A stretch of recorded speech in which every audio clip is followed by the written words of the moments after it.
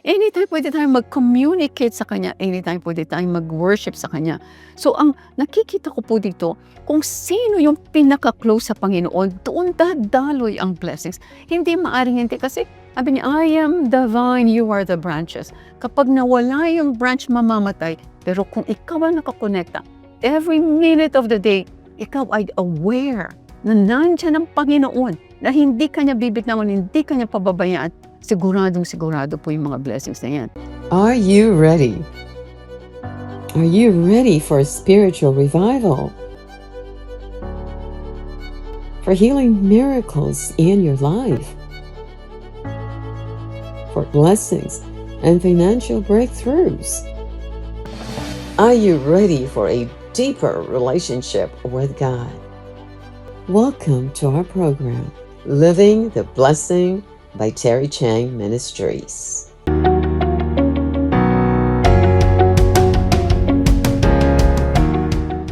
Magandang gabi po sa inyong lahat.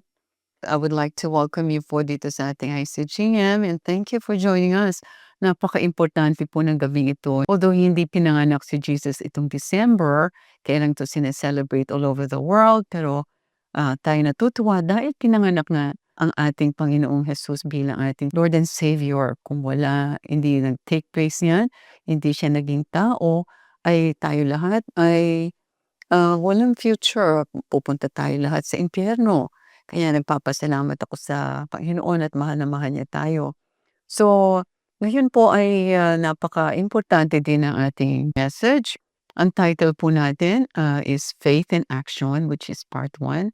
Ang subtitle is Walking in Faithful Obedience. Ito po ay continuation ng ating topic last November. And I'm sure na blessed kayo, blessed na blessed po ako kasi alam ko maraming magkakaroon ng breakthrough. Yung topic natin is the 4 steps to activating your faith. Bakit po napaka-importante niyan? So, ito pong year na to, maaring maganda po dahil end of the year. Sabi ni Lord sa akin ngayon lang na mag-testify ako tungkol doon sa mga taong na-bless dito sa ICGM. Ito lang po yung medyo aware ako. I'm sure marami ang na-bless na dito sa ICGM kasi ang anointing ng Holy Spirit talaga nagfo-flow po dito. Like for example, sa talking of financial prosperity dahil yan ang anointing na binigay sa akin ni Lord, talagang grabe ang prosperity binigay sa akin ni Lord. I mean, more than I could contain, more than I can even imagine possible. Nag-flow yung anointing sa maraming members ng ICGM.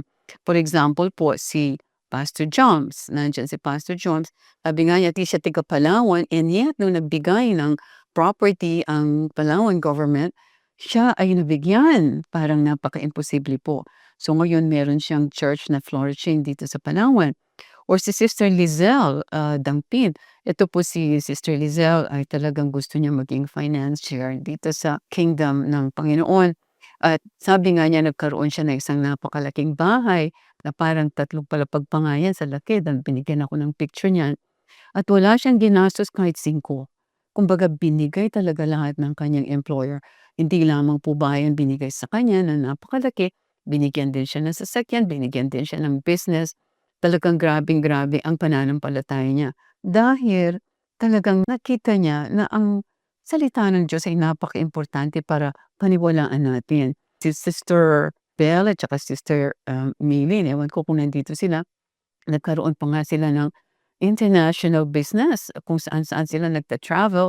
Grabeng-grabe ang prosperity dumating sa kanila. Alam ko na sila rin ang merong business dito sa Philippines na talagang hawak nila yung mga branded na mga damit all over the Philippines. Sister Marie Chris Botinga, nung unang-una pong makasama namin siya dito sa ICGM, siya po ay nagtitinda lang ng bananas dito sa kanilang lugar sa Bataan. Pero ngayon, she is a distributor of bananas all over the Philippines. At meron siyang mga truck, mga 10-wheeler trucks na umiikot sa buong Pilipinas. Paano pong nangyari yun? Or even si Sister Yoli, nagkaroon ng lupa. I remember nung sinabi niya, ate, nakuha ko na yung anointing. I mean, she's been with me for the last 27 years. I think, assistant ko yan sa aking negosyo noon. Pagkatapos, recently, bigla na lang ate na-pick up ko kasi nung nag-preach ako kay Pastor Franklin dito sa Marikina Convention Center na tanggap niya ang anointing. Pagkatapos in-explain ko sa kanya kung paano mag-work yun. It didn't take long. Siguro a few weeks na, all of a sudden may lupa na siya. Dala-dalawang lupa.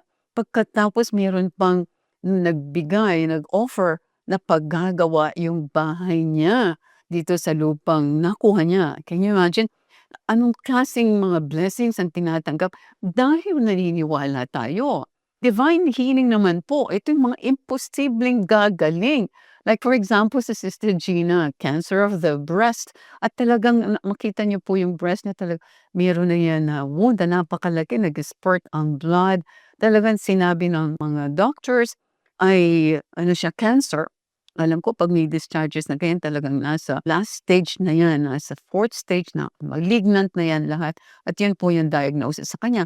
At na-heal siya supernaturally.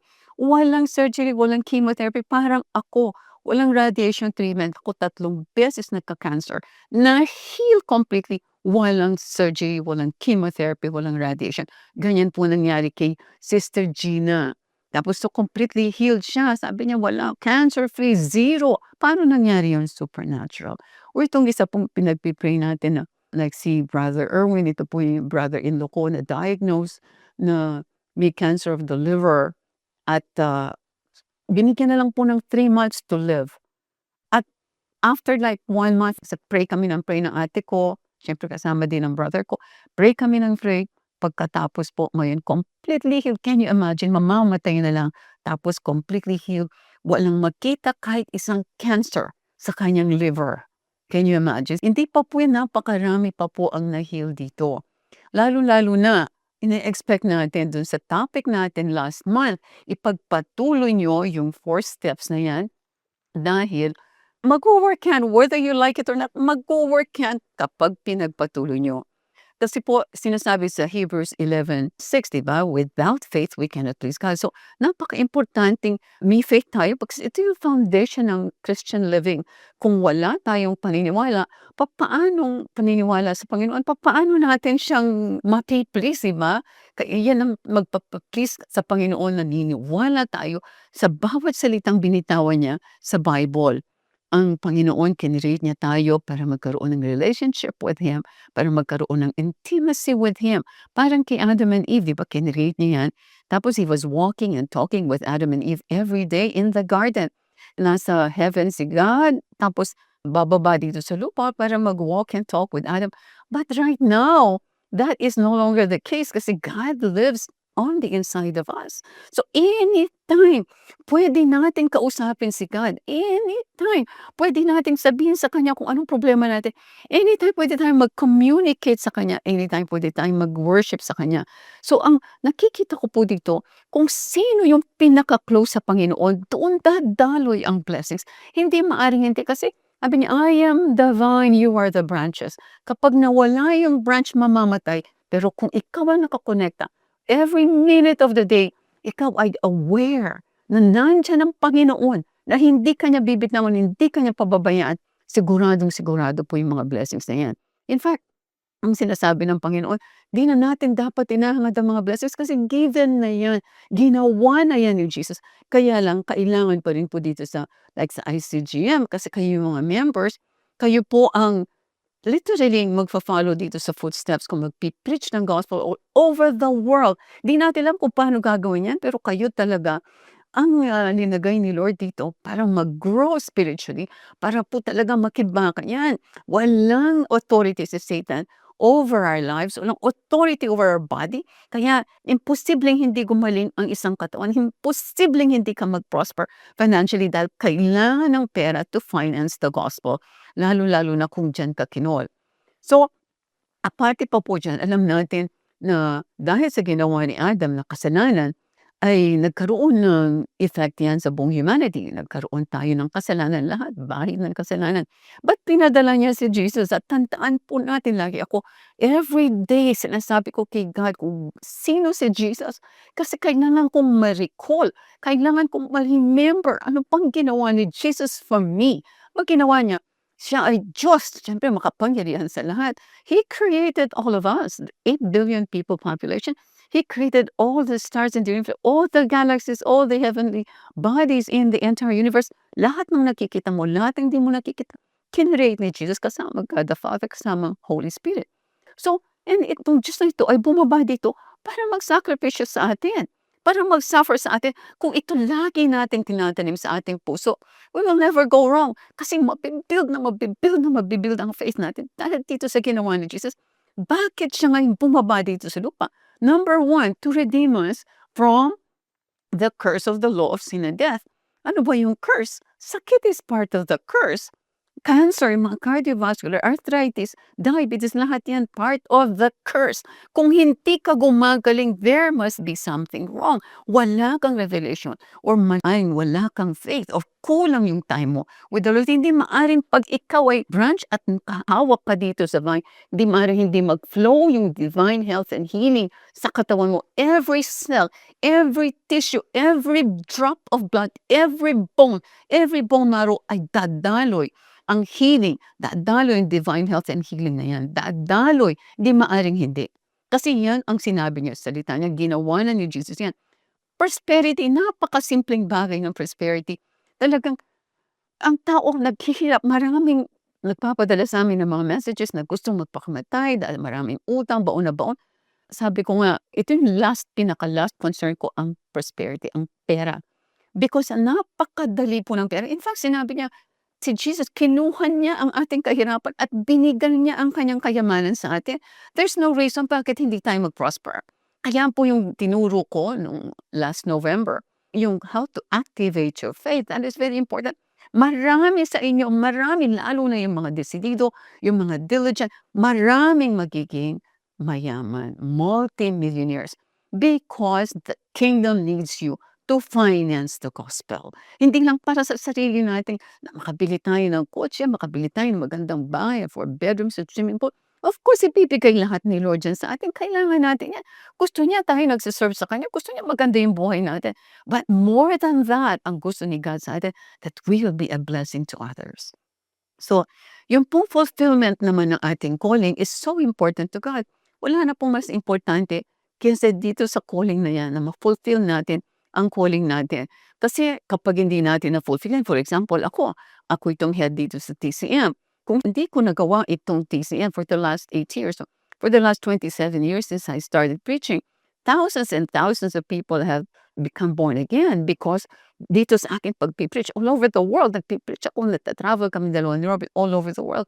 At dito sa TCM, kahit nandito lang ako nakaupo, ang message ay umaabot kung saan-saan. Nakita po sina Sister Rosel, sina Sister Tita, lahat ng mga tiga-abroad natin, nakakarating sa kanila itong mensaheng ito. At kung hindi ko finulfill ang calling ko, wala lahat yan.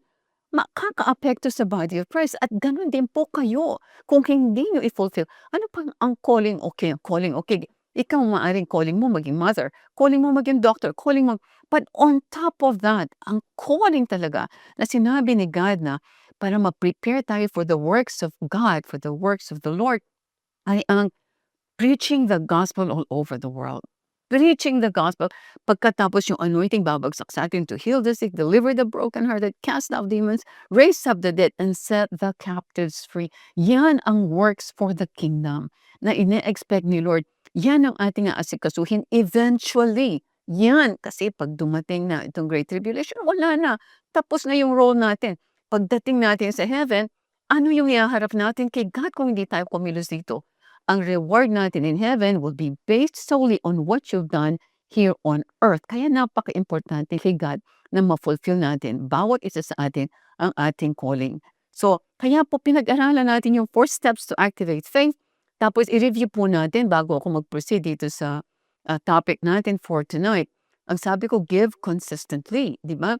Bakit? Kasi si God, nung kinrate tayo, ay yun ang una niyang ginawa. Bago niya kinrate ang tao, ay kinrate niya muna lahat ng mga bagay na kakailanganin ng tao. So, kinrate niya ang mga heavenly bodies na yun, sun, the moon, and the stars. Kinrate niya itong seed, itong mga halaman, vegetation, mga fruit trees. Kinrate niya itong mga animals, fish of the sea, birds of the air, every living thing, yung cattle and creeping thing, yung mga insekto, kinreate ni God yan. Nung na-create niya lahat, on the sixth day, kinreate niya ang tao para siguradong mag-enjoy ang tao. Nagbigay siya, nag-sow siya ng seed. So, kaya napaka-importante tayo nagso-sow kasi ang sabi ng Bible sa Galatians 6:7, sabi niya, what you sow is what you reap. Di ba? In other words, kung hindi ka magtatanim, wala ka manin. Di ba?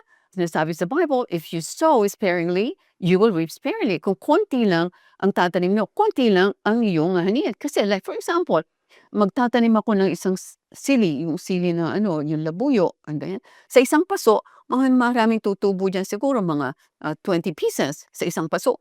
Pero kung ako ay magtatanim ng sili sa isang hektarya, sako-sakong sili ang aking i-harvest. At sabi ng Bible, if you sow bountifully, you will reap bountifully. So, makikita natin kung isang hektarya, ito sako-sako, magtatanim ka ng sili na 2 hektarya, lalong magmo-multiply yan. So, hindi maaring hindi mag-work because it is a law. Yan ang tinatawag na law of sowing and reaping or law of giving. Ang tanong natin, talaga bang nag-offer itong mga, kasi binanggit ko sa inyo yung mga tao from the Old Testament, even tao sa New Testament na nagbigay ng offering sa Panginoon, bago ang lahat. For example, si Adam and Eve, nagbigay ba ng offering? Of course, nagbigay ng offering. Ano bang ginawa nila? Well, sinabi ni God sa kanila, you can partake from any tree in the garden except from the tree of knowledge of good and evil. Ibig sabihin, yan ang offering ni Adam and Eve. Ang sabi ni God, huwag mong pakikialaman. Ang akin. So, anong nangyari kay Adam and Eve nung pinakialaman nila yung sa Panginoon? Eh, di ba na-curse ang buong mundo? At nakasama tayo dito. Kaya nga, dahil dito sa kasalanan, nagkaroon ng sakit. Dahil sa kasalanan, nagkaroon ng poverty. Dahil sa kasalanan, nagkaroon ng maraming utang. Dahil sa kasalanan, nagkaroon ng paghihiwalay ng mga mag-asawa. Dahil sa kasalanan, dami-dami naging problema dito sa kamunduhang ito. Dahil ginalaw yung offering. Okay, susunod. Tingnan natin sa Hebrews 11:4. Dahil una ang kinreate ni God ay si Adam and Eve. Susunod ang kinreate niya, anak ni Adam and Eve ay si Abel at si Cain. At ito ay kasama dito sa Hall of Faith sa Hebrew 11. Tingnan, unang binanggit niya ito. Sabi niya, by faith, Abel offered to God a more excellent sacrifice than Cain, through which he obtained witness that he was righteous, God testifying of his gifts, and through it, he being dead still speaks. Anong sabi niya dito? Si Abel nag-offer ng perfect sacrifice kay God. Hindi niya dinaya. Di ba kaya nagalit si God sa mga Israelites? Kasi sabi niya, you robbed me. And what we have, we robbed you in tithes and offerings. Kasi kapag tayo nagbigay, ay magbibigay tayo ng blemished. For example, 10,000 nga ang sweldo mo, magbibigay ka ng 200, magbibigay ka 100, dapat 1,000 yan kasi 10%. Eh, hindi naman yan kasama yan sa Old Testament yan, Pastor, hindi man sa New Testament. Really? Tingnan po natin ang Hebrews 7:8. Tingnan po natin si Abraham. Wala pang law, nagbigay na siya ng tithes and offerings. Kasi si God gusto niya makita yung faithfulness mo. Unfortunately, ang least of measurement ng faithfulness ng tao is through money. Kaya sabi niya, 2 masters lang pala yan. Si God at Mammon. Ito si God at Mammon. Ang Mammon is pera. 2 master lang ang sinabi ni God sa Bible. Si God at saka ang pera. 2 lang. Bakit? Ito ang pinakamahirap bitawan. And that's the reason bakit nung ako ay na-born again at nakita ko yan, kasi dami kong stories kung paano ko talaga binless ni Lord. Nung sinabi ni Lord sa akin na ibigay ko for example itong 75,000 pesos dun kay Pastor Marwin dahil gusto niya magtayo ng radio ministry, bigay ka agad. Walang, 75,000, pambayad ko yan ng mortgage namin. Really matahin ang bahay ko sa Ayala Alabang kung hindi ko mabayaran yung mortgage. Ba't wala akong pakialam kung marimata? Yan ang treatment na gusto ni God sa atin. Wala tayong aalalahanin. Siya lang ang importante. So what kung mawala yung bahay ko? So what? Alam kong ibabalik niya yan, di ba? So what kung ibibigay ko si Isaac? Sabi ni Abraham, so what? Kung patayin ko si Isaac, alam ko naman ibabalik ni God si Isaac sa akin. Yan ang treatment, yan ang gustong makita ni God sa atin na hindi tayo namumroblema kahit saan. Alam natin, ibibigay niya sa atin yan. Kaya tayo ay nag-fail dahil marami tayong iniisip, nag-overthink tayo na paano yan? Kung ibibigay ko yung 1,000 pesos dahil 10,000 ang sweldo ko, wala na akong pambayad ng matrikula. wala na akong pambayad ng kuryente, wala. Ang hindi mo naintindihan is, ninanakaw mo ang sinabi ni God na huwag mong pakialaman because it belongs to Him. Sa Kanya yun. Katulad nung kay Abel, etong si Abel, binigay niya yung kanyang offering, talagang perfect offering. Pero si Cain, nagbigay naman ng offering kasi nagtatanim siya. Binigay naman niya yung 10%.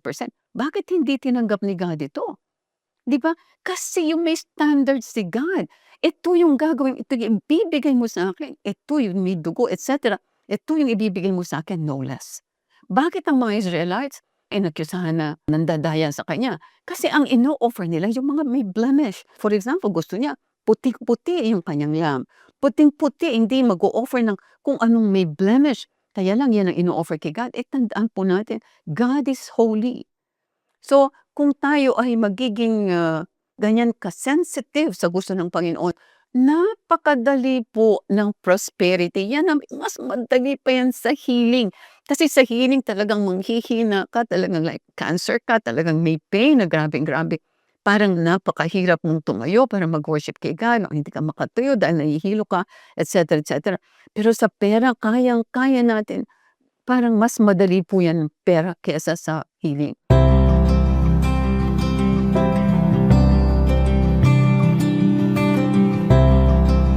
Sa mga nais pong sumulat, magbigay ng testimony, or may prayer request, isa pong malaking karangalan na kami makapaglingkod sa inyo. Kayo po ay maaaring pumunta sa aming website sa www.terrychang.org. Inuulit ko po, www.terrychang.org. Maraming salamat po. Hi, si Pastora Terry Chang po ito. Nawa po ay na-bless kayo sa mensahe ng Panginoon para sa araw na ito dito sa aming programang Living the Blessing ng Terry Chang Ministries. Ang sabi po sa John 8:32, "You shall know the truth, and the truth shall set you free." Kung gusto mo ng kalayaan, tatanggapin mo si Jesus at ililid kita dito sa prayer na to. Your life will never be the same again. Dadaloy ang kanyang buhay, ang kanyang presensya sa lahat ng areas ng iyong buhay. So, ipikit mo ang iyong mga mata kung ikaw ito at ililid kita dito sa prayer. And pray it from the heart as if it is your own.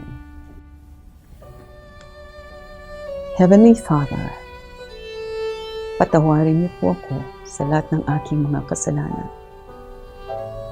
Marami pong salamat sa pagpapatawad ninyo. Jesus, kailangan kita. Come into my life and be my Lord and Savior.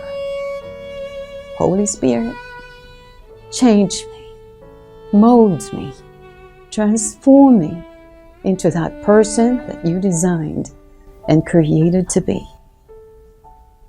Amen. Ayan, born again Christian ka na. Congratulations. Tandaan niyo po, mahal ko kayo at mahal kayo ng Panginoon. God bless you.